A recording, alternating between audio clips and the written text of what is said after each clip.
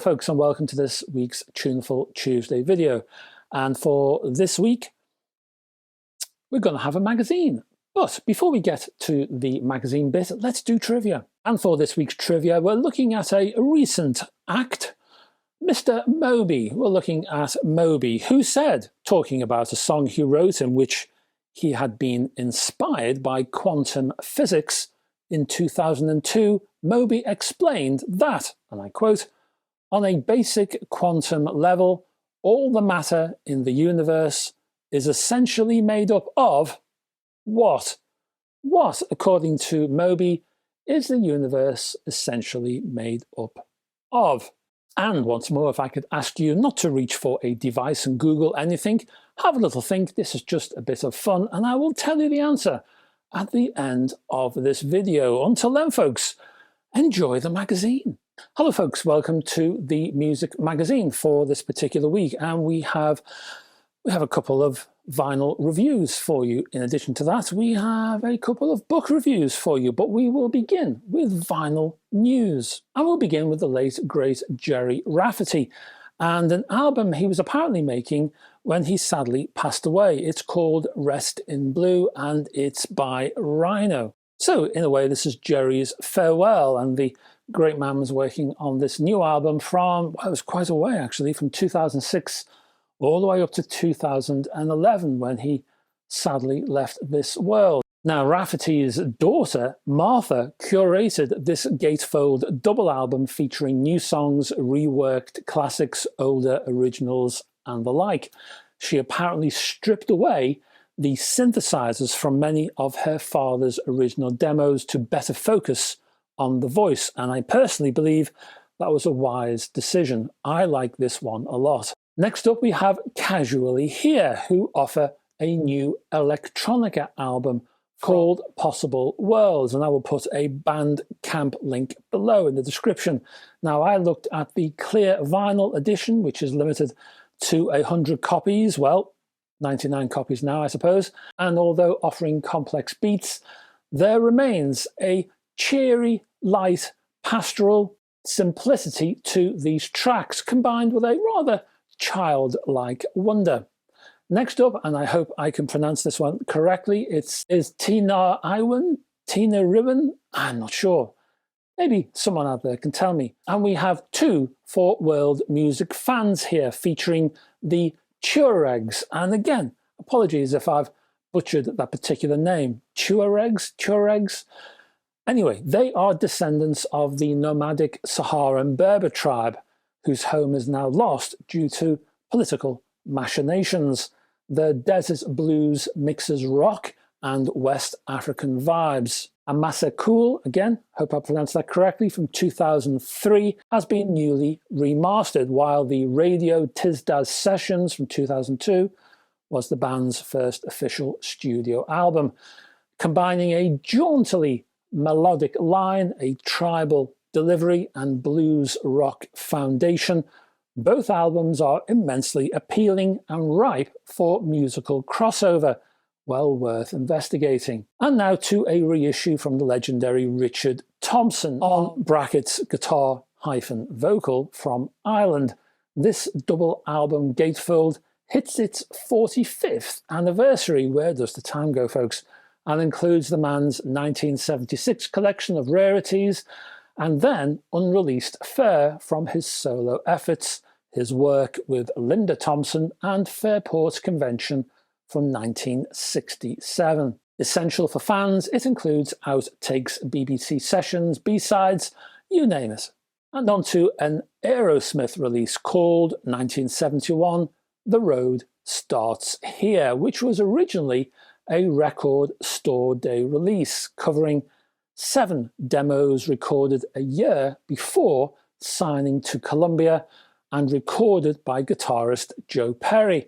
This gatefold release includes the well-known track Dream On. And now Burr Family in Germany. New from the German audiophile outfit is Stomp Gordon on 10-inch vinyl.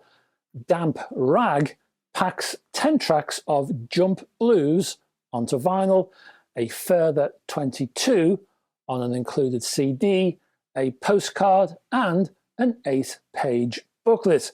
It's a value for money package, folks. Dead at just 31, this flamboyant artist did his thing barefooted. Oh yes. And now a release from Richard Fearless. Yes, he's still breathing, still creating, in fact. Fearless presents Future Rave Memory on Drone, that's the label, which he describes as industrial ambience. Slow, meditative, yet covered in a hard chrome. This is a work of quiet intensity. Now we have a couple from the Nutty Boys of Madness that were, well, less than nutty in style.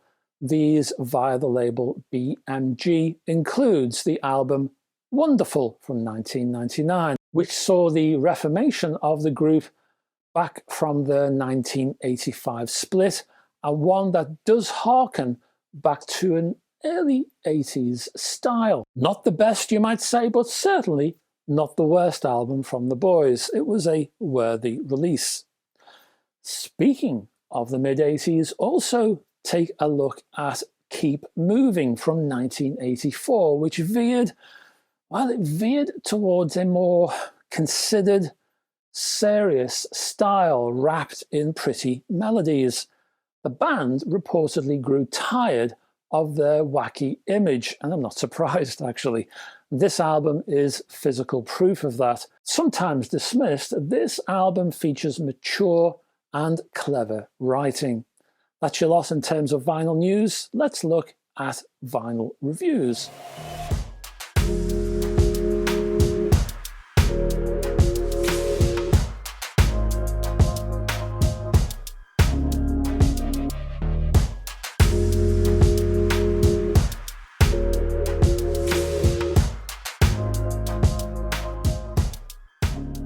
And first up, we're looking at a punk band, the UK Subs. This one is from the UK audiophile outfit Demon.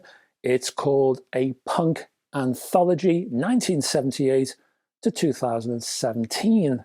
Now, maybe it's just me and I'm not looking in the right places, but I tend not to see modern releases of single punk band hits collections on vinyl.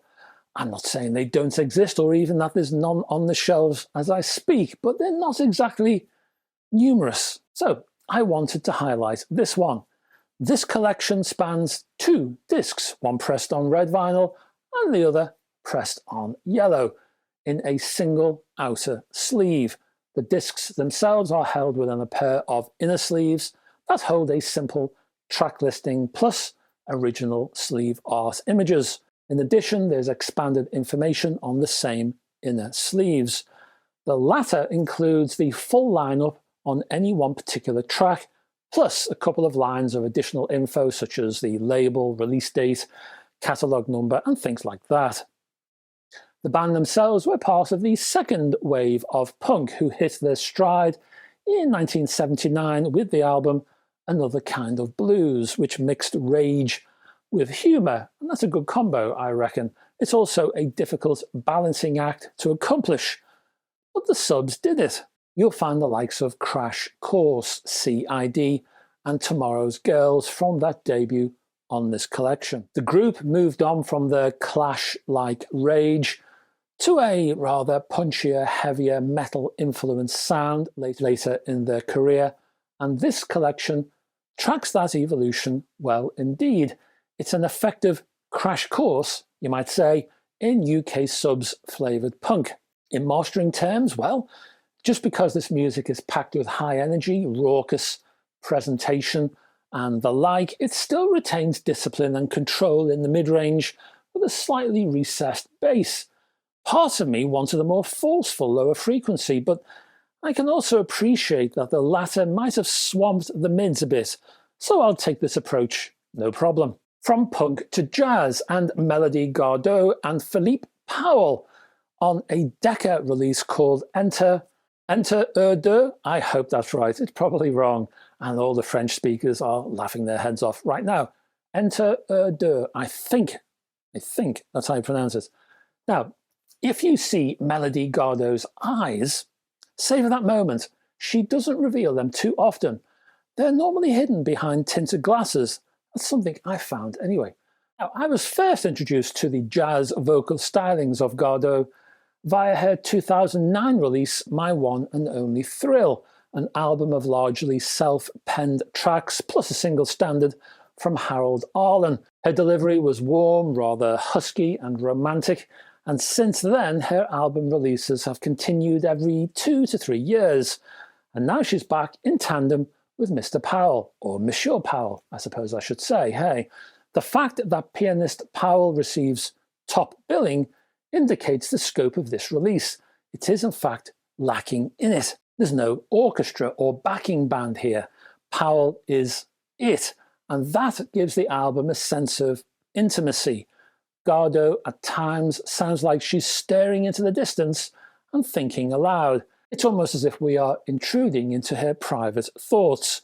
There's a real low-key minimalism here, whether Gardot sings in English or in French. Again, the album consists of original compositions, although Powell plays a full part in that creation. Even so, you'll be wondering if some of these ditties are not lesser-known entrants in the Great American Songbook. They are draped in a classic shroud of considered jazz, although Gardot doesn't necessarily recognize herself as a jazz vocalist. She does her thing and lets the genres take care of themselves. As for mastering, well, this is a low noise recording, so you'll be able to up the gain on this one. Saying that though, Gardot is often close mic'd, so she can be a little in your face. Nevertheless, mostly that just allows her husky vocal textures to swamp over your senses. This is a well-balanced and neutral LP, and you can let your hi-fi loose on this one. So much for vinyl reviews. Let's finish this video with a couple of books, shall we?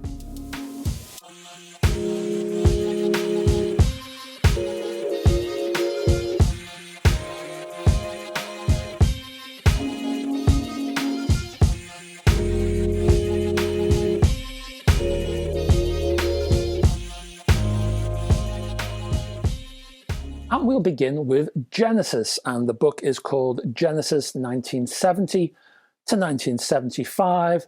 Author is Mario Giametti, published by Kingmaker for a price of £24.99. Pages, we're looking at 252 of the things. Now, we at Rigby Towers are in a state of celebration. Now, why is that? Well, it's because this book, subtitled The Peter Gabriel Years, occupies a space on my Kallax shelf. Now, I reviewed the later Phil Collins era sequel in an earlier video. I will try and remember which one that was, and I'll put a little link above. In that video, I lamented. There was a lot of lamentation going on, and the lamentation related to the absence of the party of the first part, which was out of print, and it was this book. I expressed my grief to the publisher. Tears flowed, wailing progressed, and that particular publisher promptly took pity. Bless their cotton socks. They switched on the printer and immediately repressed the lost first portion of this duology. I have to say, it's just as good as the Phil Collins edition, and it's just as weighty. Replete in heavy gauge paper, the format follows the Phil Collins edition, or should that be vice versa? Arriving with a foreword penned by none other than keyboardist Tony Banks, the book features rare photos, record sleeves, and label images. You get posters, tour lists, album by album breakdowns. You get images of ticket stubs, in-depth examinations of each song from the era. There's a whole host of sleeve art, investigations, concert reports, you name it, it's there. This book, my friends, is stunning. If you're a Genesis fan and you don't have both of these books, why? And finally, we have a book on Radiohead, Life in a Glass House by John Azelwood from the Palazzo Publishing House. for a price of £14.99 with 192 pages within. Now, this is a small format book, small, closely spaced type, and an edgy title. This band biography starts in school and revolves around friends, acquaintances, and family. Come page 35, and the band hits the music industry. From that point on, you're looking at, give or take, 20 pages per album with development details, band evolution, third-party characters coming and going, interaction with the media, and anecdotes all interspersed with brief quotes to grease the literary wheels. Basically, the whole razzmatazz surrounding each and every album. Within that allotted chapter, you also get a sort of data sheet detailing the album's track listing, label, release date, chart position, plus extraneous notes. For example, on the album Kid A, you're told about the 2 samples used on the album and where they came from. Now, this book might not be the history for the dedicated fan geek obsessive, but it does serve as it's an ideal introductory history for everyone else. It's a good guide, I would say. Think of it as a super detailed magazine article surrounded by a hardback. This one is ideal for beginners. And that's the end, essentially, of this video, unless you want the answer to the trivia question. So let's give that to you now, shall we? And let's do a quick recap of the question. Talking about a song he wrote, which had been inspired by quantum physics in 2002, Moby explained that, and I quote, "On a basic quantum level, all the matter in the universe is essentially made up of what?" And the answer, according to Moby, is stardust. That's right, stardust. And I'm not talking Hoagie Carmichael here. Moby, said that because this new tune was called "We Are All Made of Stars," an assertion that physicists essentially agree with. As planetary scientist Dr. Ashley King explained, and I quote once more, "Nearly all the elements in the human body were made in a star, and many have come through several supernovas." So if you ever do a good turn for anybody and that person says, "You're a star," you turn around and say, "Yes, yes, I know." And that's it, folks. Thank you very much for staying to the end of this video. Check out down below for live chapter headings, especially in a video like this. It's full of little headings, isn't it? So if you want to navigate, move around, check down there and you can click to your heart's content. You might also want to click on the link to my Facebook group, which you're welcome to join. Also, don't forget my Patreon page, which has a host of exclusive items on it, including Patreon previews, in which I look at hardware, which I may or may not be reviewing in the future. There's a hi-fi tour, which is ongoing. Part 3 is on the way. And also there's some exclusive buyer's guides and a host of other exclusive items on there. Not all video, some text-based as well. Have a little look, see what you think. I'll be back next weekend-ish, looking at something hi-fi flavored. No idea what that might be right now, but probably a review. And I hope to see you then. Hope to have your company. Until that time, folks. Bye-bye for now.